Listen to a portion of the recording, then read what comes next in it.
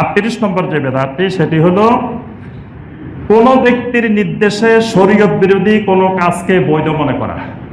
ধরেন এক বড় বুজুর্গ দিনদার খুব আল্লাহওয়ালা মানুষ, তিনি আসে আমাদেরকে এমন একটা কাজ করতে বলছেন যেটা শরীয়তের বিরোধী, এরকম কাজটা করা বৈধ মনে করা, এটা বেদাত।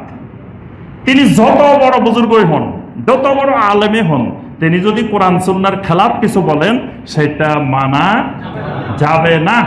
মানার অর্থ হইলো তাকে রব বানায় নেওয়া, ইমান চলে যাবে।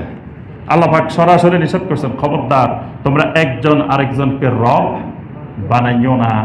অর্থাৎ তিনি যাই বলবেন যদি কোরআন সুন্নাহর খেলাফ হয় আমার জন্য মানা বৈধ নয়। কিন্তু কেউ কেউ এটাকে বৈধ মনে করে, এই বৈধ মনে করাটা বেদাত।